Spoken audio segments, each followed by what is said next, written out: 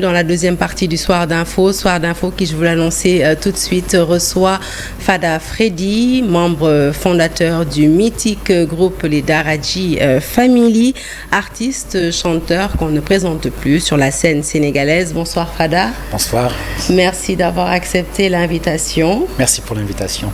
Ça fait Et vraiment plaisir. félicitations. Merci. On le sait, vous avez été élevé au rang de chevalier de l'Ordre des Arts et des Lettres par la France. Oui. Alors naturellement, première question, comment avez-vous accueilli cette distinction et surtout, qu'est-ce qu'elle représente pour vous? J'avoue que cette distinction m'a un peu surprise quand même, parce que ça fait la deuxième fois qu'au niveau de la France, je suis nominé pour quand même pour une élévation. D'abord, s'il y avait les victoires de la musique, j'étais totalement surpris parce que je suis sénégalais avec un passeport sénégalais qui évolue un peu partout dans le monde. Mais cet attachement particulier que la France a vis-à-vis de ma musique et de ma personne me rend vraiment humble et d'avoir cette reconnaissance. D'abord, j'y croyais pas, je disais mais ça doit être une blague parce que chevalier de l'Ordre des Arts et des Lettres, c'est quelque chose dont j'entendais parler, que des gens qui ont fait des grands accomplissements. Et puis vous avez quand même le triomphe modeste, hein? Mais j'avoue que c'était quand même une surprise. Et puis j'ai même cherché à savoir le pourquoi, du comment. Et puis jusqu'ici, je pense que ce qui les a intéressés, c'est mon message. Et puis le fait que j'innove beaucoup dans le style de musique que je fais. J'ose quand même faire une musique qu'on appelle musique organique, une musique bio, ou quand même... Je veux emmener autre chose que juste l'intelligence artificielle. Je veux emmener autre chose que juste le fait de se baser sur les machines pour faire de la musique. Alors ça, on va en reparler tout au long de cette interview. Une déclaration comme ça, c'est quoi? C'est plus de pression? C'est des encouragements? Ça suscite quoi en vous pour la suite de votre carrière? Oui, c'est une note d'encouragement et surtout... de ma part, c'est une reconnaissance aussi et un travail de longue haleine, un accomplissement par rapport à tous les sacrifices consentis depuis le début de ma carrière et surtout reconnaissance par rapport à mon meilleur ami et frère qui m'a toujours soutenu, Ndongodi, et vis-à-vis du public sénégalais. Et surtout le Sénégal. Le Sénégal a fait de moi aujourd'hui ce que je suis. Le Sénégal m'a tout donné. J'attends rien du Sénégal. Je cherche toujours à savoir qu'est-ce que je peux faire pour le Sénégal. Et là, avoir cette reconnaissance, pour moi, c'est une manière de hisser le drapeau du Sénégal un peu partout dans le monde et même de l'implanter en France et dans d'autres pays. Alors, petite rétrospective à présent sur votre carrière. Elle commence ici à Dakar au sein de Daraji Family, un groupe reconnu parmi les pionniers du rap au Sénégal et en Afrique de l'Ouest avec Ndongodi, que nous saluons d'ailleurs au passage s'il nous regarde ce soir. Vous avez vos inconditionnels, vous parcourez les scènes du monde et puis en 2015, l'envie de tenter l'aventure musicale en solo vous prend. Vous sortez l'album Gospel Journey entre music soul et gospel. Vous misez tout de suite sur un style dépouillé, basé sur une technicité vocale et des expressions corporelles. Et c'est un vrai succès, mais c'était quand même, il faut le dire, un pari risqué de sortir de votre zone de confort, on va dire, pour s'essayer à un nouveau style. Qu'est-ce qui vous a motivé à le faire? Ce qui m'a motivé, c'est mon âme d'enfant et surtout ma folie. Je pense que ceux qui sont autour de moi, mon staff et ceux avec qui je travaille, ma famille me pardonneront. Parce que moi-même, je sais qu'il arrive souvent que je sois décalé par rapport à tout ce qui se passe, par rapport à l'industrie. Je ne viens pas à contre-courant par rapport à l'industrie parce que de temps en temps, il m'arrive de travailler avec des artistes, de faire ce qu'on appelle le top lining et même de travailler sur des albums et de la production. Mais je suis un artiste qui m'ennuie très vite avec la routine. Je n'aime pas la routine. Je suis un révolté de la routine. Et dès que les choses commencent à se ressembler, dès que j'entends un peu les mêmes musiques, ça me révolte et j'ai envie de faire autre chose. Je pense que ceci vient du fait que je joue différents instruments. D'ailleurs, j'en profite pour faire un big up à Habib Faye, qui est mon maître à la basse, qui m'a aussi inculqué des valeurs musicales, qui m'a un peu formé aussi. Et je pense que tout vient du fait de mon envie d'aller toujours de l'avant, d'emmener une musique nouvelle et surtout d'apprendre. J'ai envie d'apprendre tous les jours et cette envie parce que je dors pas beaucoup. Je suis tout le temps en train de pratiquer la basse ou la guitare ou la batterie en tout cas. Mais quelque part, j'avais envie aussi d'incorporer la tessiture de ces instruments-là que je joue à travers le corps, utiliser le corps comme instrument et parce que l'humain a créé l'instrument et l'humain en créant ces instruments-là doit savoir qu'à l'intérieur de lui il a toute cette panoplie qu'il doit juste faire ressortir. C'est ce que j'essaie de faire tous les jours. J'essaie de défier la machine, j'essaie de défier le fait qu'on coupe des arbres pour faire des guitares. Je veux une musique qui sauve, qui est authentique et qui est bio et qui sauve la nature, mais aussi qui peut défier l'intelligence artificielle. Alors, vous définissez justement votre musique de musique bio, oui, organique, avec comme seul instrument le corps. Oui. Pour ceux qui vous connaissent et qui vous côtoient, vous me direz si c'est vrai, ce style épuré ressemble à Fada Freddy. C'est le style dans lequel il s'épanouit. Pour qui connaît vraiment Fada Freddy, il aime la simplicité. Est-ce que c'est vrai? Je pense que la beauté est dans la simplicité. Un jour, j'ai parlé à un enfant. J'étais en train de prier et puis l'enfant me regarde et me demande Monsieur Fada Freddy, qu'est-ce que vous faites? Je dis mais je suis en train de prier, vous voyez pas? Et l'enfant me dit oui, vous priez, mais vous priez qui? Je dis mais je prie Dieu. Et l'enfant me dit est-ce que vous connaissez Dieu? Je dis, après longue réflexion, je ne lui dis pas que je le connais, je lui dis, oui, nous le connaissons. Et je lui demande, et toi, est-ce que tu connais Dieu? Et l'enfant me dit oui. Je dis, mais alors il est comment Dieu? Et l'enfant m'a répondu, Dieu est simple. Dieu est simple. Quand quelque chose ou quelqu'un est simple, on n'a pas besoin d'ajouter des artifices pour que ce soit plus beau.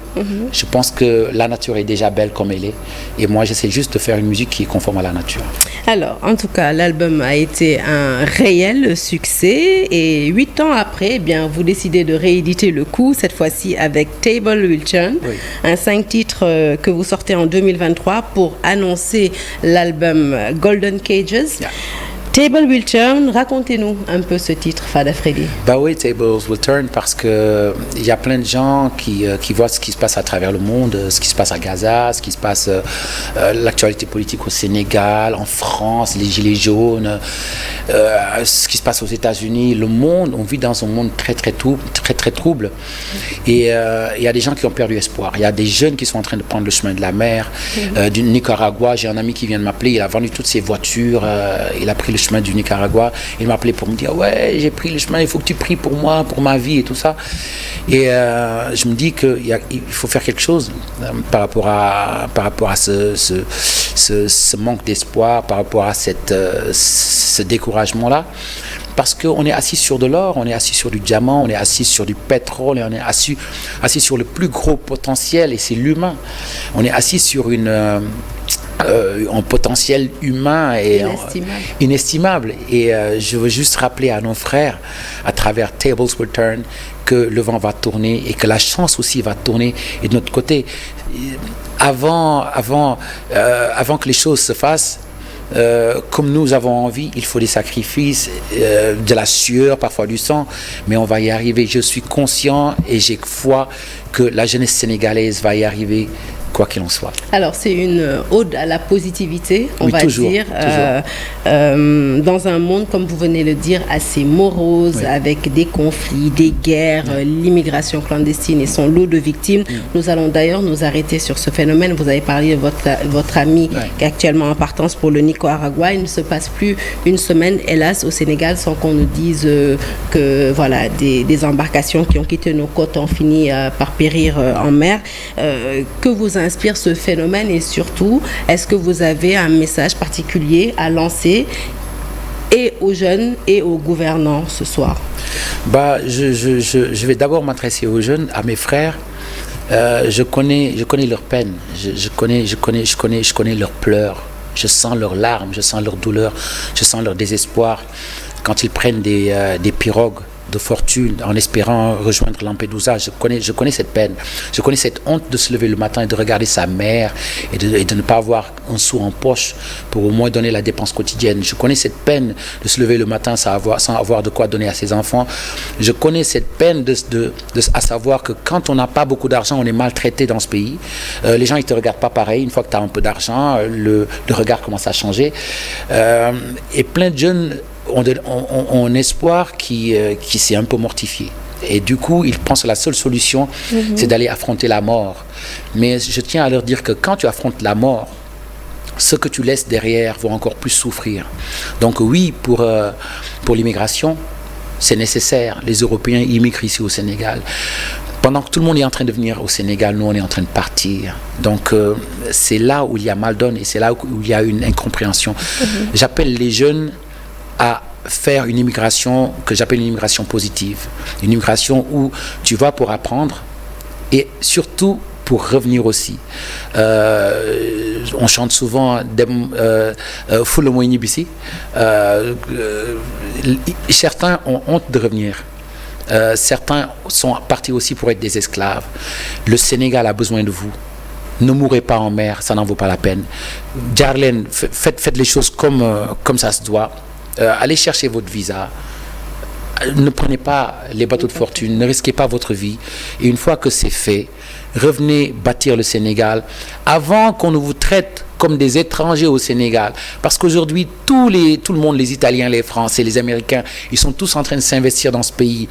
Et bientôt, ceux qui sont partis trop longtemps vont devoir se reconnecter avec cette terre. Et je ne veux pas qu'à leur retour, qu'ils soient traités comme des étrangers. Et quant au gouvernement sénégalais, encore une fois, de grâce, je leur lance un appel pour leur dire, c'est très très simple, donnez juste de l'espoir aux jeunes.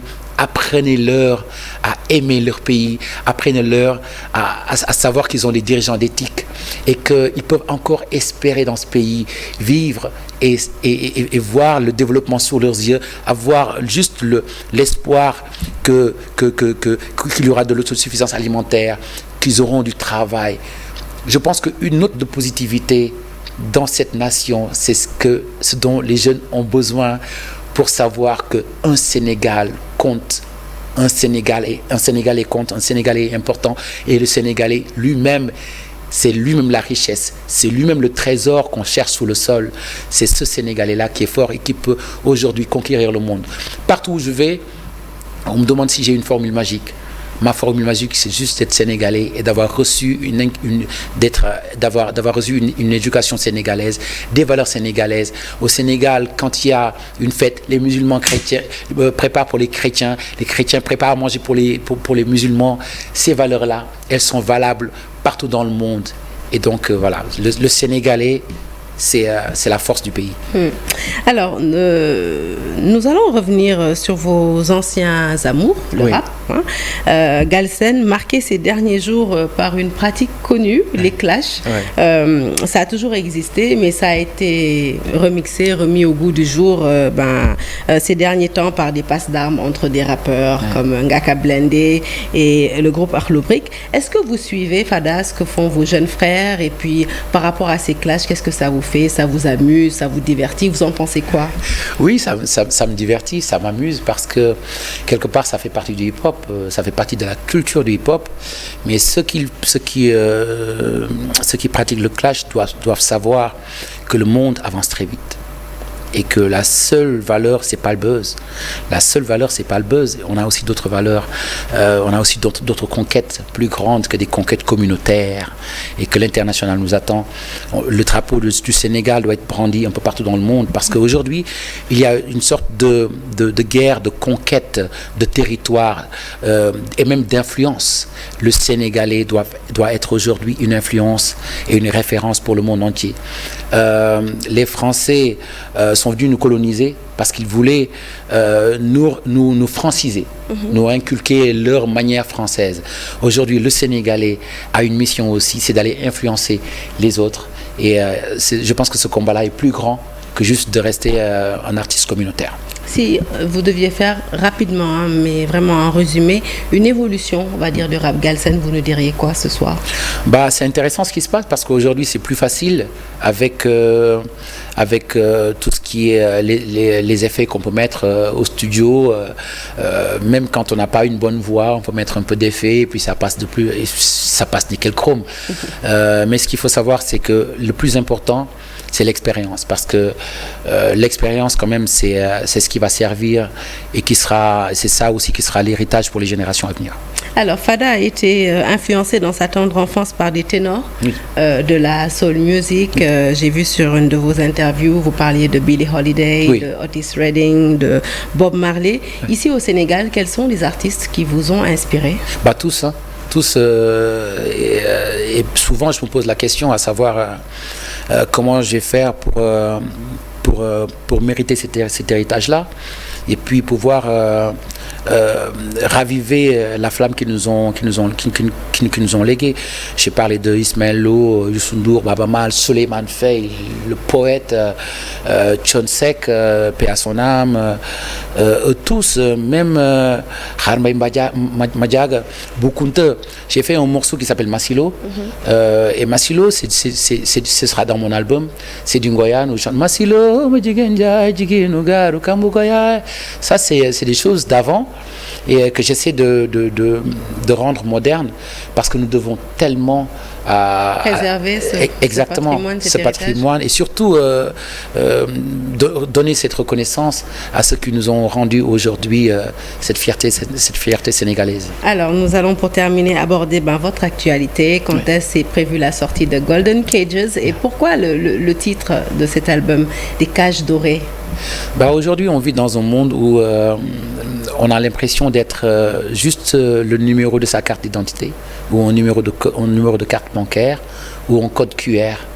On a l'impression qu'aujourd'hui nous ne sommes que des chiffres et des données. Beaucoup se complaisent à ce confort. Et j'ai envie de dire que nous sommes plus que ça. Nous sommes des âmes, nous sommes des êtres d'amour qui avons envie de nous connecter à notre humanité, qui avons envie d'aller à la rencontre du monde, à la rencontre du divin et du moi intérieur. Donc il y a plus que ça qu'on doit aller chercher chacun à l'intérieur de soi. Et la plus grande des prisons se trouve dans la tête. Donc c'est un appel à la liberté. Golden Cages, la sortie de l'album est prévue pour quand? C'est prévu pour janvier.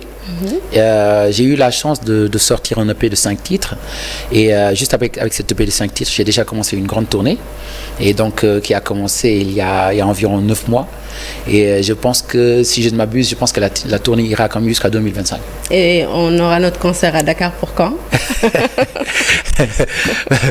Déjà le 4 avril, je serai à la salle Playel, c'est une des plus grandes salles juste avant le Zénith en France et juste après la salle Playel, j'entends en 2024 faire au moins 2 concerts au Sénégal avant d'enchaîner sur Abidjan. Inch'Allah. Inch'Allah. Merci Fada Freddy d'avoir été des nôtres. Merci beaucoup, c'est un plaisir. C'était un plaisir de vous recevoir et un gros coucou à Nongodi s'il nous regarde ce soir, l'autre membre fondateur de ce groupe d'Aradji, un mythique groupe de rap. Merci à vous de nous avoir suivis. Excellente suite de programmes sur la télévision Futur Média et on vous laisse justement avec le clip de Table Return ou Golden Cages? Table Return? Oui. Table Return.